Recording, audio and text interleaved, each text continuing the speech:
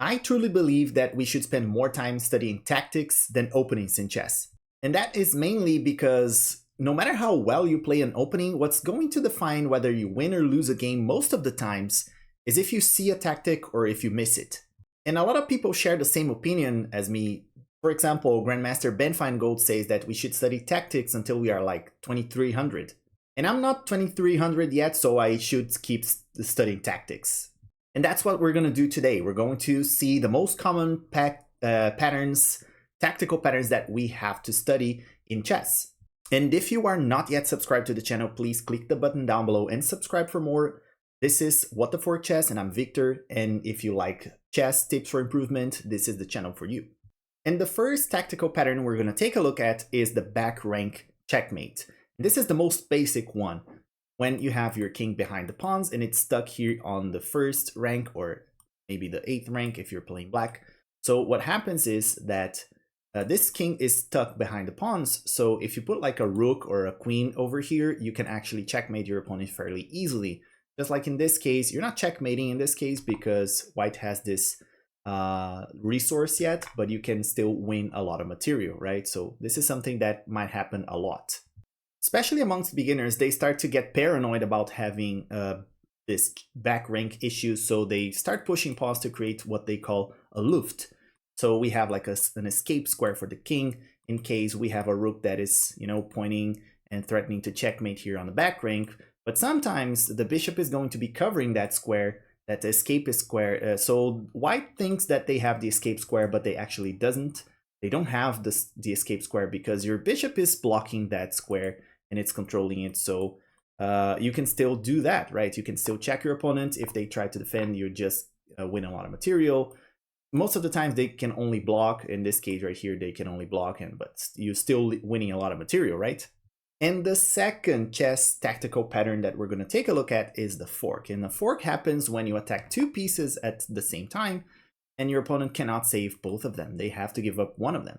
And it happens very often with knights, but you can actually fork or double attack with pretty much any piece. Even pawns can do that because they attack like two different squares. You can apply forks with them as well. And they are especially deadly when they come with check because there's nothing your opponent can do. In this case right here, we have the royal fork, forking the king and queen, and your opponent's best bet is to just move the king over here so they can have the queen for the knight. And like I said before, you can also fork or double attack with other pieces. For example, this bishop fork right here is as deadly as the other knight fork. The knights are just a little bit more unpredictable, I would say. So here there's nothing that white can do. This square is covered by the queen, so they have to take the bishop with their queen, and this leads to a capture. So they lose the queen with interest because you are taking with check, so your opponent is forced to move the king one more time, giving you the chance to grab even more material.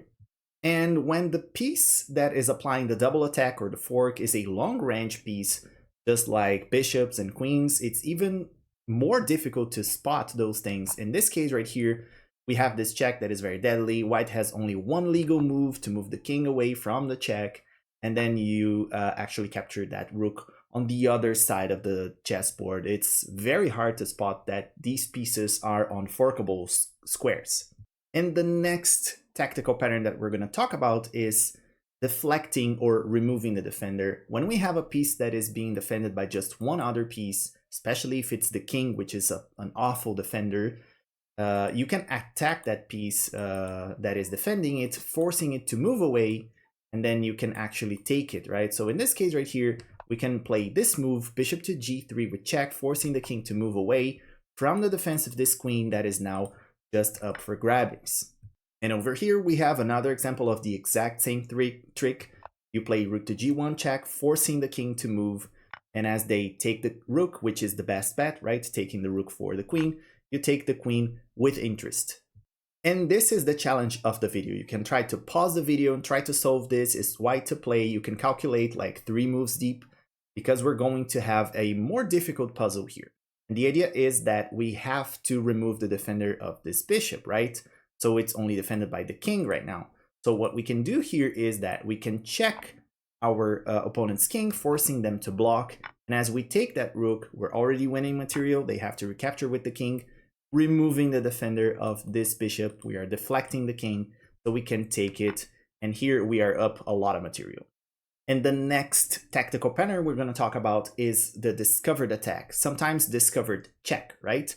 Which consists by when you have like a piece that is blocked by another piece of yours, and you can somehow move it, especially with check like this, and you can unleash this attack against another opponent's piece, you can end up winning it because this is a very common, typical pattern, and it works very nicely when you have long-range pieces like bishops, rooks, and even the queen, right? So you just move your knight away with check in this case, forcing your opponent's king to move, and the attack was unleashed, so you can take that queen for free.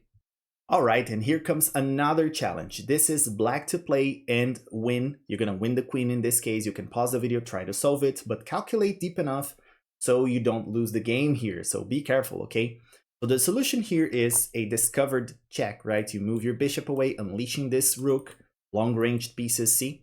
With check against your opponent's king, forcing them to do something about that. So they're gonna block in this case, but don't be so fast. Don't act so quick and take this queen right here, because otherwise you can fall prey to a very fancy checkmate. So what's gonna happen here is that you're gonna have to sacrifice the rook and take that bishop with check, forcing the opponents to just take back. And then now you can take the queen, and this is super winning for black. And at this point, you might be asking yourself, but hey, Victor, these things don't show up in my games, but maybe we just have to improve our vision and try to find tactics better, because all these examples that I'm showing in this video, all of them were taken from real games from the Lichess database. So they actually happen in real games, and they probably happen in your games too. We're just not able to find them. So that's why we should study tactics more, so we get used with the patterns and we can find them in our games. And here we're going to talk about the next tactical pattern, which is the skewer, which consists basically on attacking another opponent's piece, forcing it to move away so we can grab what's behind it. That's the idea of the skewer, right?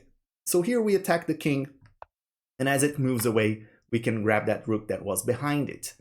And a lot of people get these concepts mixed up, and they kind of confused the tactical patterns names with other things.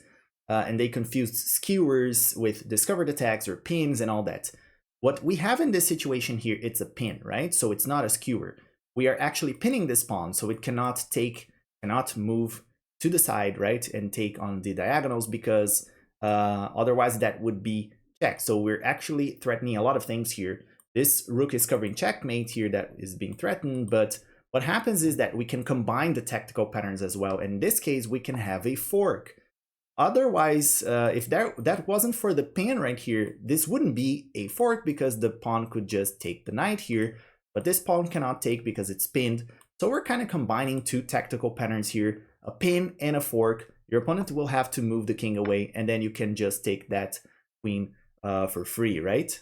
And like I said before, we have to keep our eyes open, because we have combinations of those tactical patterns. In this case right here, we have a combination of a fork and removing the defender, right? So this rook right here is only defended by the other rook. So if we manage to move this rook away, this one we will be free for the taking, right? So what we can do here is that we can apply this fork, forking the king and the rook, forcing the other rook to just take it.